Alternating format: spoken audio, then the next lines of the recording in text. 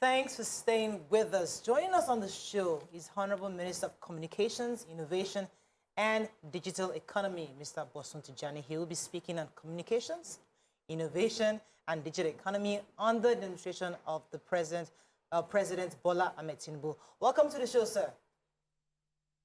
Thank you so much for having me. Good to have you. So let's start from the basics, because when we discuss innovation, technology, digital technology, a lot of Nigerians say it's a mouthful. Many don't even connect with your ministry. They know what it is, but they're not very crystal clear on what your job is. So to start from the beginning, what exactly is your job? That's a fantastic question, Dolak. I think a great opportunity, of course, to also pitch myself and my role to Nigerians. I think the job is quite straightforward. For everyone listening today, there's probably a connected device somewhere around you. If it's not your phone, it's probably your television, which is connected. Or it's something in your home that connects you to information, connects you to other people. And today we live in a world where these sort of technologies are the bedrock of every economy that you find in the world. There's absolutely no competitive, sustainable economy in the world that does not prioritize the use of digital technologies. As such, for any nation to be able to benefit from the application of modern digital technologies, you have to prioritize the backbone of it, which is telecommunications or communications technology, as some people will call it.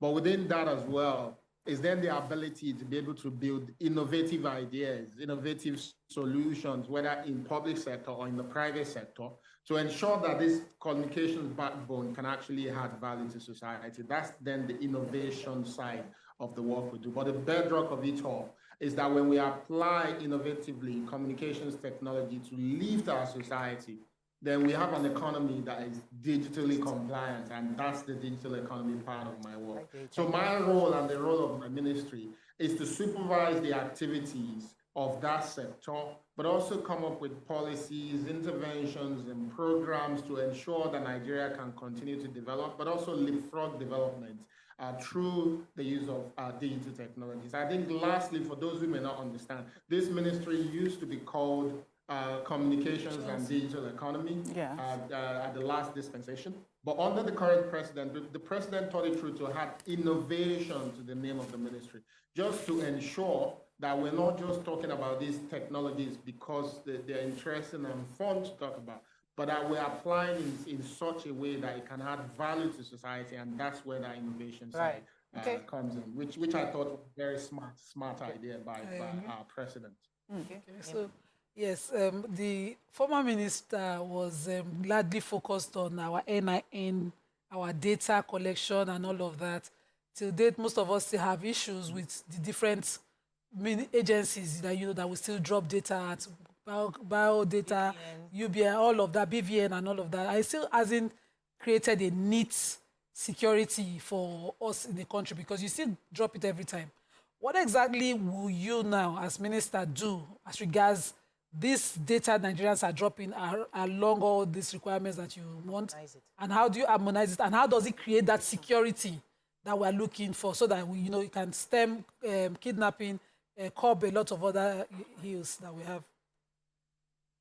That's a fantastic question. I almost conclude that you're an engineer for putting that question forward, because it's also something that we've been looking at. I think we need to start first by recognizing the progress the last minister, the ministry, but also government made.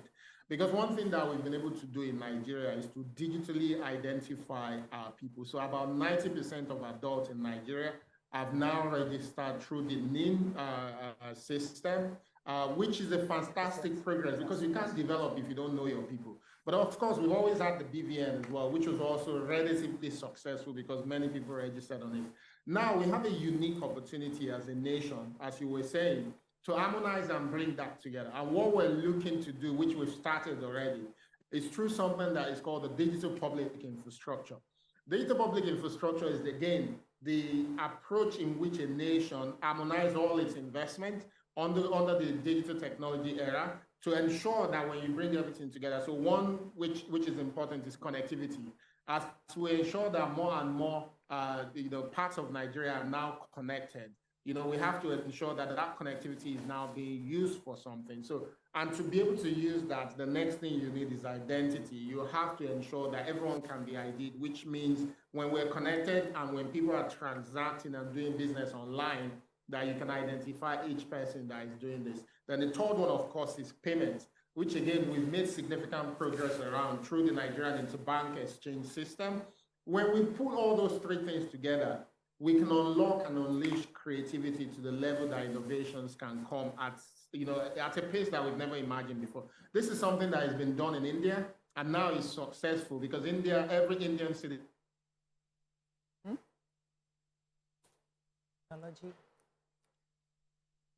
Technology. The irony. Okay, I think our technology is freezing, so we'll try to go on a quick break. Okay, we lost you for a minute. We have at NAMC or the data set that we have through BVN. We're bringing all those things together into one. And if once we harmonize it, then we can unlock so much opportunity. So it's a major part of this administration and a major project which we've kickstarted. Okay. Yes, so your ministry has a lot of goals, many goals. And one of the ones that I feel that is quite ambitious is your plan to train 3 million tech talents in 4 years. And I'm quite curious how you're going to do that. And then apart from that, I also like to find out about, because some of the things I hear amongst people in that ecosystem, in that industry, is that they find it hard to get remote jobs. There are few of them that do get that, but across board, largely many Nigerians are unable to get remote jobs, outside this country. And some of them tied to the perception, the negative perception Nigerians, people have of Nigerians. What is your take on that? And how can you improve job accessibility for our tech talents here in Nigeria? Again, thank you, Dolapo. That's a fantastic question. I'm not sure, again, if I can share my screen, but I'll say that on TV. Because I have a document that states exactly how we're going to get this done. But to your question, there's a shortage in workforce for technology talent, globally today. There's a shortage in workforce, whether it's in Nigeria or the rest of Africa or all over the world. And what we've seen is that for us to be able to use technology appropriately at the level that we want to use it, you need a decent workforce. If a technology company grows to the point where they need 500 software engineers in Nigeria today, they will struggle to find those 500. And we have a lot of young people that are looking for jobs. And we know with this government, with the mandate that the president is giving to us, even at the ministry and so many other ministries, in the way they have to prioritize technology, we understand that we're not going to be able to accomplish those goals if we don't have the workforce for it. So this is why we've launched the 3 million technical talent program. And we've designed an approach to help us accomplish it. That approach is that if we want to train 3 million technical talents in 4 years, you don't have to go at training all the 3 million at once because of so many challenges, including the one that you've painted. When we train these people, we have to be able to ensure that there's a path to them finding decent jobs, right? So we don't want them to just get trained and they still can't find jobs. And the jobs we're looking for will not just be jobs locally, because we understand that the shortage in workforce is global. We're coming up with arrangements to ensure that some of the things you mentioned are being mitigated and our people can actually find jobs wherever they want to. And this is already happening. It's already happening. In the last 10 years, the growth of Nigerians working remotely, of working for international technology companies, has been phenomenal. And we're seeing more companies that are saying they want to be able to explore opportunity to hire in Nigeria. So our approach is to go by it through a method that we've created, which we call 1 to 10 to 100. And the idea of 1 to 10 to 100 is that if you have a project like this, where the 3 million people you're talking about are individuals, they are real people. So we're not just throwing the numbers around because we want to excite Nigeria, number one. Two is that it's expensive to actually do these things. So you don't want to throw the money away and not be able to train people, but also get them into jobs. So the 1 to 10 to 100 approach will ensure that in the first 3 months, we will focus on 1% of our target. So 1% of 3 million is 30,000, right? And when we break down this 30,000 across all the 36 states, including FCT, you find that it's actually quite realistic to accomplish, as big as Lagos and Kano As big as they are, we don't need to be training more than 2,500 or 3,000 in the first 3 months. So we've actually launched the call for that first 30,000. And to our surprise, we're already at about 1 million applications in less than 20 days, right? Okay. So there's excitement that people all over the country are interested in this technical talent. But when we deliver that 30,000 in the first 3 months, as we continue to deliver, we're going to learn a lot as to how we ensure that the quality of the training that our people are receiving is where it should be. Right. And if they receive the right quality, they become attractive to employers. We then need to ensure that we can create more bridges and opportunity for them to get employed, including new jobs. So the idea is not to go after existing jobs, create new jobs that doesn't exist in the country through partnerships, right, with organizations globally. And as we learn from that 30,000, we will then, by February next year, be moving into 10%, which is the 1 to 10. We move into 10% of our target, which is 300,000. The lessons that we've learned with the 30,000 will help us to rejig and ensure that we're not throwing money away. Then we'll do the 300,000 in about 18 months. Whatever we learn from that will teach us how to do this at scale, which means we can then aim to reach the 3 million target that we have.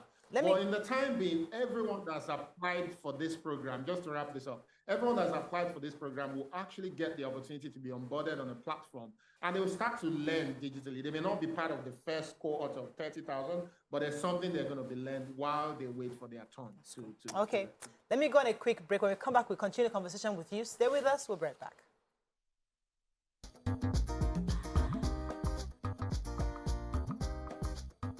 Thanks for staying with us. Moving on now to Tokwe. Tokwe, go ahead, please. Yeah, so, Minister, my question is, yours is an appointment that I was really looking forward to seeing how you're going to revolutionize Nigeria. And I want to ask you concerning innovation. So we've spoken extensively about deploying tech, getting jobs for Nigerians, but I feel that in solving local problems, we need local solutions. And I would like you to tell us what have you explored so far in using innovative technology to tighten the security challenges we're facing as a country, like to tighten the gaps that we're having with security challenges within our country, financial insecurity as well as the actual insecurity. Are you looking towards that side at all, or are you focusing your innovation towards job creation only? Thank you, Tokwe. My mandate is broader than just job creation. As explained, you can't apply technology deeply if you don't have the workforce, hence the strong focus on job creation. In terms of innovation for society, I won't be able to go too deep into conversations around innovation and security on TV, right? But there's a ton of things that are happening there through our security operatives and Ministry of Defense as well. But beyond that, there's something we've created. If you look at our strategic blueprint, there's a document that we released probably about 4 or 5 weeks ago now, which explained succinctly at the very top level the activities that we intend to carry out. So it's a strategic blueprint for how the ministry is looking at deepening the application of technology for technical efficiency in the country over the next 4 years. And there's a part of it that is focused on, there are 2 parts of we have 5 pillars. You know, the first one is knowledge, which is what we've been talking about, creating know-how for the pool of workforce. The second one is policy, which is reimagining policy as a means of allowing creativity to thrive in the country, but also allowing those who want to innovate with technology to be able to help us innovate with technology without stifling the process, right? Without using policy to stifle the process. The third one is what we call infrastructure, which is deepening the state of our infrastructure, because we understand that, you know, we cannot, again, ride on digital technologies if we don't have the backbone, which is connectivity, broadband, the satellite that we have, ensuring that it's efficient. The third one is what we call the innovation, entrepreneurship, and capital.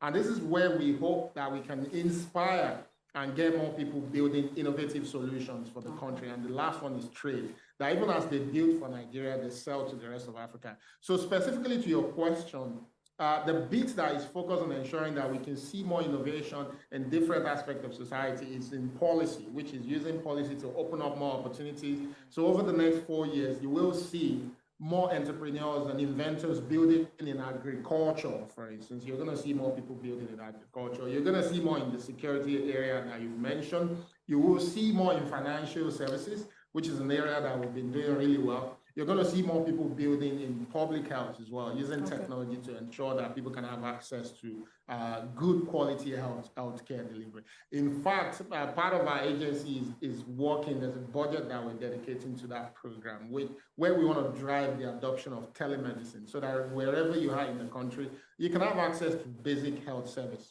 via connecting with doctors online. Then also you're going to see more innovation in things like transportation, smart city, and all of that. And to be specific, you also notice that a program was launched last week. Not launched, a part of it was signed last week, something called the IDICE, right? IDICE is actually focused on ensuring that there's a pool of capital locally that we can use to support innovators who want to build groundbreaking ideas to significant problems in society. So typically these people will have to rely on funding from abroad, but what we're doing is ensuring that we have our skin in the game locally, that there's some basic funding that can be there. So this program is around almost $600 million, the first batch that we're actually putting. And over the next 4 years, we're going to ensure that there's more patient capital for those who want to build innovative ideas. As you know, my background is from the startup space, and all we do is constantly looking for ways for people to build solutions to problems. And this is going to be the core of course, my ministry under my leadership. All right, let me ask you a question that many Nigerians are probably wondering, because a lot of see you as an outsider coming into government. They see you as somebody who is young, fresh, and they feel that you're one of them. And many see you as, this was quite critical of government. In your view, working in the executive, what are your how would you speak to Nigerians on the plans of this administration to make lives better? Because Nigerians, until they see, I was saying it last week, until they see giveaways, like, you're giving free jobs to million people, or you're just giving out money to business owners, they don't feel like government is doing anything. But there's a lot of back work going on, which you can see, which we're going to see the results in future. But many still need a lot of buying of support from Nigerians. So as an outsider in, what would you say, how would you sell this administration to Nigerians who are totally cynical and skeptical about their plans? Well, it's understandable. I think it's not just Nigerians. I think the public or populace is generally always cynical about what the government is up to. Even in the West, this is expected. But I think my mandate, as like you've described me, someone coming from outside in, is to communicate better. I think we can do a great job of bridging the gap between governments and citizens by communicating better. Because my experience has been, and I think I'm extremely fortunate to be serving under a president that is very pro-business, that cares. All our engagement has always been about what can we do. Even in the cabinet, is constantly pushing. It's about ensuring that we can produce and provide opportunity for better quality of life for our people. That's all is constantly talking about. And it's pushing the cabinet hard to ensure that the focus is on this. So it is our responsibility to ensure that as we do this work tirelessly, that we're also communicating with people. Because like you said, when people don't see something concrete immediately, by the second week in office, people were already asking me questions. But the reality is that it takes proper planning. So I have to stick to my approach, release the blueprint, communicate it thoroughly. And as we started releasing programs and projects and people started seeing the opportunities that will be there for them, you can see that the citizens are warming up. It's a lot of work, because to be a minister is not a joke. It's actually hard work. But at the same time, you also have the responsibility to ensure that you're connecting with the people, communicating your plans to them. And I think people are not really crazy. They want a better life. They are impatient. But I think the more we communicate, the more we bridge that gap, and we can get at least some reasonable people on our side to see that this is a government that means business. You can see that in less than 6 months of this administration, a lot is happening, a lot of difficult decisions that must be taken for us to actually have the life that we all desire, the country that we all desire. That's what this administration has been all about. I personally, because of my profile, you will see that I will communicate a lot. I've already been doing this, and I don't intend to stop. I've released, for instance, I release my week in review at the end of every week on Saturday. I release a document showing what I've been up to in the week. Again, it's a way of keeping myself accountable, but also ensuring that the citizens actually understand that I'm doing the work the president is giving me to do. Yeah. We see those weekly updates, and we're always looking forward to them. But you were recently at the AI Safety Summit, and now this brings me to the real cocoa question for Nigerians. Here we are trying to grapple with regulation of social media as it affects politics, governance, parenting, and then we're now talking about AI.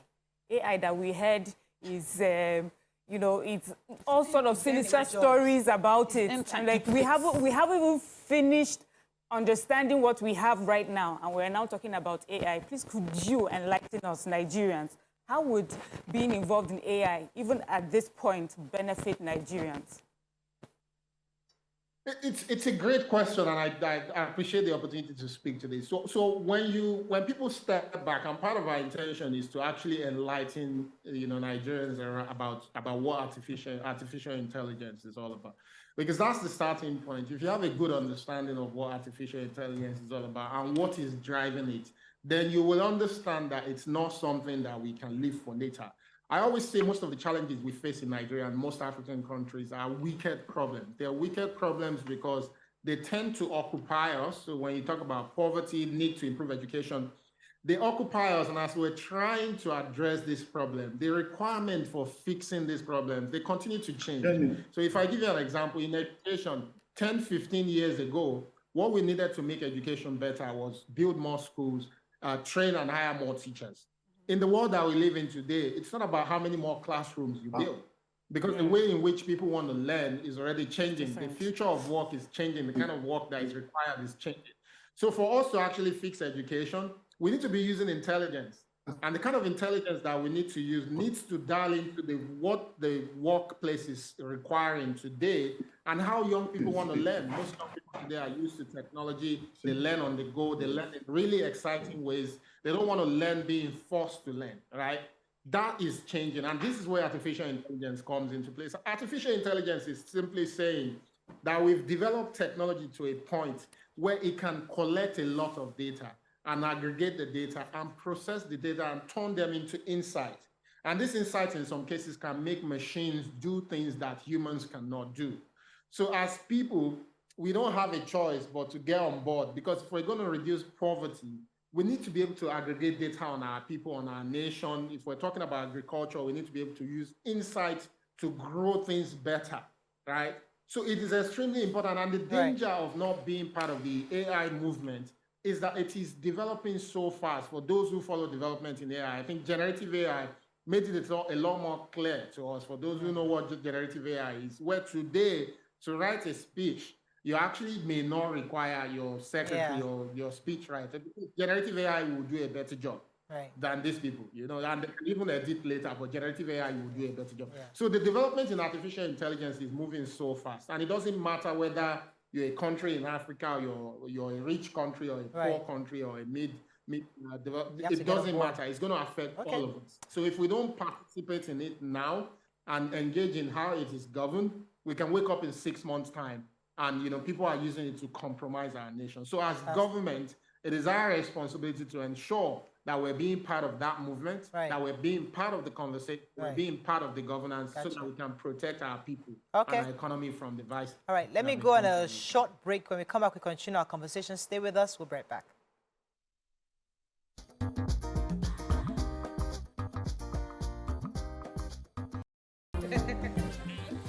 Thanks for staying with us. All right, we still have the minister with us here. Yes. Nima has a question. Go ahead, please. So the last administration again was already doing the 5G network before they left office. How far has it gone? And also, what does your ministry do as regards consumer protection when it comes to these network providers?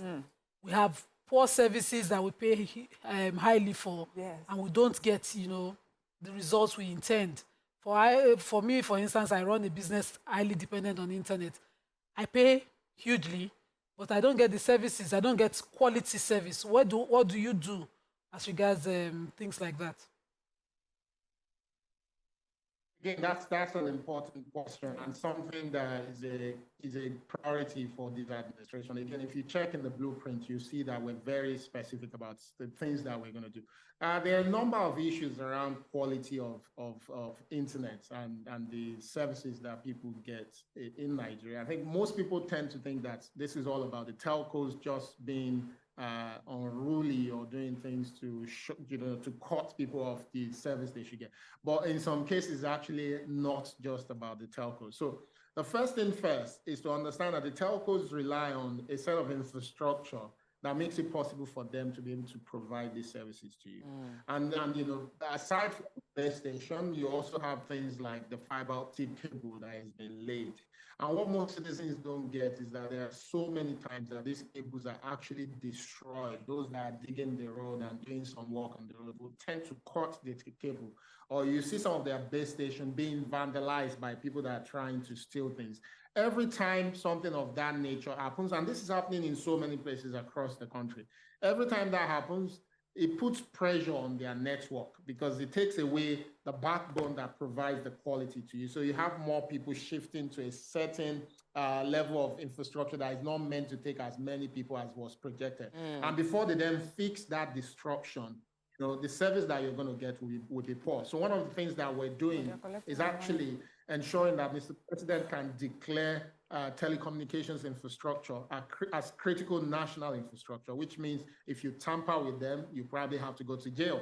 And, the reason for declaring it critical national infrastructure is that we don't want people like yourself whose business is dependent on connectivity not to be able to do what they want to do.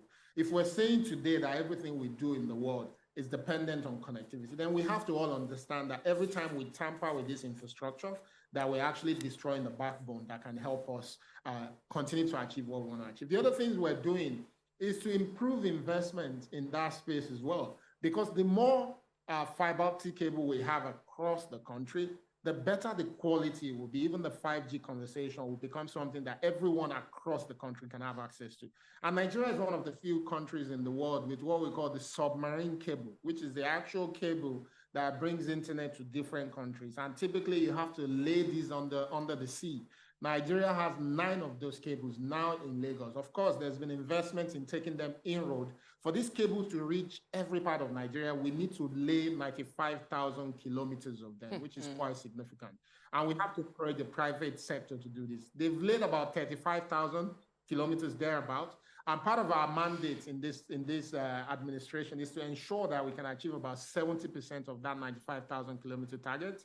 So we're coming up with policies. We're working with private organizations who are willing to invest to ensure that the environment is conducive for them, that they can bring their money. And our goal is that by the end of the 4-year term, that we can actually hit about 70% of that target, which means a significant portion of the country would have been connected. And once we can see that, and as we do that, it's not something you're going to see in 4 years' time. In fact, every quarter, we're going to be measuring what we're doing, how we're improving that number. And the more we improve that number, the more the quality will go. But in the meantime as well, we're working with the telcos to ensure that on their part, they can do the right things. Once we're able to declare their infrastructure as critical national infrastructure, that they also do the right thing to ensure that the relationship with customers is actually where it should be, that they can enlighten customers better, they can attend to issues way faster, which I believe a lot of them are already doing. But we have to raise the game because we understand the importance of this sector for our economy. Okay. Okay, I'm going to be taking you back to the question Emma asked earlier. I know you answered it, but I feel that we should dig in a bit more. So we have BVN, we have NIN. These are supposed to be like platforms to ensure that data is properly captured. I was so excited to hear that 90% of Nigerian population have registered their NIN. And if we actually link it to all the lines, and then we link it to the banks, it should be able to bring a lot of information together. But how do we ensure data security? There's a big challenge faced in the developed world, which is identity theft and all the ramifications. We haven't even seen the height of it yet. But how do we preempt these things from happening? Number one, how do we unify the data in such a way that I'm not asked to re-register, revalidate? Many people have to do this over and over again. Sometimes you get to the NIN office and they say the server is down. They're not working for a week. or things like weird things like that within the ministry? How do we harmonize our data, increase efficiency, and put it to good use? Well, thank you. Again, I have to, commend the last administration, because I think a lot of work was done around NAME, which is a foundation for us to build on. In terms of how do we harmonize it, I think that's a technical question, which it's not difficult to do. It's really bringing the different stakeholders together to ensure that we can agree on the standard. And this is why we're going through the route of something that is called the data public infrastructure, which was what I explained, when Nima asked that question initially. The goal here is to ensure that we can triangulate the different data set that we already have. If you triangulate across all of them, you will find that you already have everything that you need on every Nigerian, those that have registered. And when I said 90%, that's 90% of the adults, where we still have to register the really young people. But the most important one at this stage first is ensuring that those who are economically active, that we can identify them, which is why it's already a fantastic place to be. In terms of harmonization will happen when we triangulate those data and we have a single system. And this is starting from within government, because we see that different people are collecting data at different points. And to what you were saying about security, that actually makes it difficult for you to be able to properly secure people's data. And one thing that we've done as a nation is that last year, we were successfully able to start a bureau for a commission that is focused on data protection. And their job is to ensure that we're enlightening companies, but also government, in terms of how to protect data. But once we develop our DPI standard, we will have a structure in place that says how data must be harmonized, shared, but also secured as well. And we can then centrally provide leadership and opportunity for different organizations to be, starting with government, of course, but also mainstreaming that in the private sector through the commission that is now being set up and is fully operational. Right. That will become the standard that we're promoting. Before now, we didn't have that commission, things were being developed, and that's why everything was all over the place. But with this government looking to ensure that harmonization is a priority, but also with the commission in place, I think you start to see the standard being mainstreamed over the next 1 or 2 years. All right, let me ask you concerning social media platform, because many countries have barred so many. We didn't know China has barred some social media platforms. Even within the US, some don't even allow TikToks in various states. We have various factors many have considered to ban several social media. Unfortunately, here in Nigeria, it's difficult because we can't regulate, we don't have control over them. Many people are defamed on social media, and we can't even trace the origin of the owner. They're faceless owners of these handles. And because we're not the originator of these platforms, it's difficult for us to trace. What is Nigeria doing to create our own social media or counterpart social media platforms, such that we have a bit of control when it comes to stuff like defamation, libel and stuff like that goes on, indiscriminately on social media? Thank you so much. I think the question around being able to ensure that social media is not a pain to society, that has nothing to do with whether you own the networks or the platforms in your country. For a country like Nigeria, there's clear advantage to having locally developed but also owned platform. There's clear advantage because we're over 200 million people, so there's an economy of scale there. But that's not really what will address whether we're able to manage social media in such a way that it doesn't become a pain to society. Social media is a phenomenon that we all need to understand that it came out of the fact that technology is giving us the opportunity to connect. And if technology is providing opportunity to connect, it means that a lot more people can have connections in the way we've never seen before. Right? For those of us who perhaps finished university in, let's say, in the year 2000 or before, you find that it was a lot difficult for you to connect with your secondary school, primary school mates. But for those who finished after like 2002, when social media was already becoming a standard, it was almost like they never left, because all your friends are on social media, you can connect with them, you can see what's happening to them. While social media is giving us opportunity to be able to connect with people globally, which means value is being created, it also has its own vices as well. Because as platforms like that, you can't really regulate how people communicate, what people share. But what you can do is to deepen your understanding of it, which is why you see that progressive nations don't necessarily go about banning social media. Progressive nations spend resources in understanding it. Because if you ban it, you start to ask yourself the questions, the network effect that comes with a young person in Funtua who has a business on Instagram and is able to generate value from that business by selling to everybody in Nigeria or even beyond. You know, what will happen to that economic value? You don't want to ban it and you don't want to stop it. If you're creating local one as well, you have to ensure that the network effect is there. So it's about good and bad. And most of the time, the way you manage good and bad in technology is not through banning. It's through ensuring that you have a technical understanding of it. Most social media platforms actually have opportunities for you to be able to track people who are doing bad things on it. And they have rules and regulations that allow government to be able to, you know, work with them to identify those people where necessary as well. So those are the things that we need to improve our understanding of. Perhaps have a local entity that is also monitoring it, which I believe is part of my mandate as a team, so that we ensure that we can allow social media to thrive, allow people to use it for economic and social activities, but at the same time that we're able to ensure that we can protect society from its vices as well. I think that's where we need to be. It's about knowledge. And it's the same thing you find with cryptocurrency as well. While cryptocurrency is useful for individuals, most nations are yet to truly understand how to manage it such that it doesn't affect the sovereignty of their nation. And that's a knowledge issue. We need to study it. We need to have within our ministries teams and entities that actually help nations prepare for it. And that's what we hope we're going to be doing over the next 4 years. So the question Murayo asked, I don't think because many of us are worried about faceless brands on social media, faceless blogs on social media, putting out content that are false and we cannot, how would I be able to... There's one popular one that nobody knows the owner. Yes, how can I take them to court? How do we deal with those things when they happen, especially for those we don't know? Do we have a relationship? A blog can hold the whole nation to ransom. Even for governance sake, as I just mentioned earlier, where false stories are being, you know, peddled as if they are true. And if until someone is able to step in, and sometimes even when you step in, it's too late, people carry the false stories. What is your ministry going to do to, you know, protect the truth, you know, from getting abused on social media?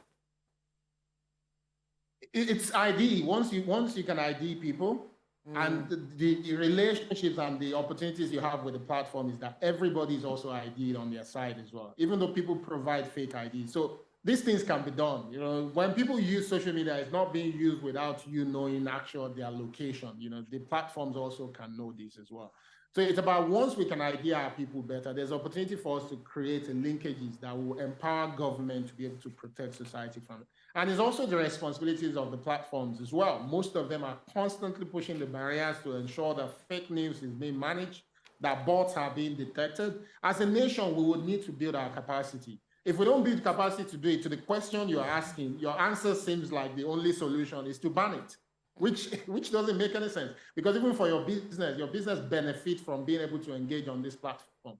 The individual businesses, you know, small businesses that are benefiting from it, you know, you can't just take a position to ban a platform because you don't understand how to manage devices. The role of government will be to continue to push our understanding of it. And as we push our understanding of it, as we improve on our identity, that we use that understanding to ensure we can protect society. That is the solution. I don't see any other solution. Banning is obviously a solution, but that's not a productive and progressive solution and bridge the pain that our people are feeling because of that removal. So energy transition is a fantastic opportunity. It's part of what we've prioritized under, again, if you check our strategic blueprint, under our innovation, entrepreneurship, and capital pillar.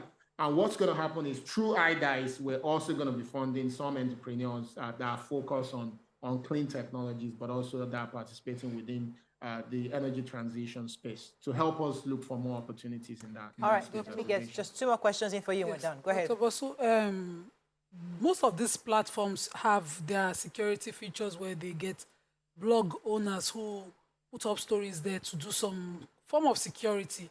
What's the relationship of your ministry like to ensure that those blogs whose offices or places where they run their businesses from are in Nigeria here, you know, you have those details, such that if a blog were to be in litigation, we would know where to go to find the necessary information to do that. That's one. Then there's a question for you on, sorry, there's a message for you on Twitter. Ceci Isaac says, kindly ask the minister to call for a letter submitted to his office. It's an innovation on power generation, a technology of generating electricity using gravity without fuel, sun, battery, and wind, a renewable. Such technology will go a long way to engage teaming youth. I think he wrote already to your office. But then on my question, sir. Because I'm on TV, I'm going to take this opportunity because you guys introduced me as someone coming from outside. And one of the things I've learned as well is that, as much as we're all excited about progress, the office of the minister is not the procurement entity within the ministry. Right. So the process through which, it's honestly, it's a fact. And because we have to talk about this as well. This is how pressure is put on politicians and the public system.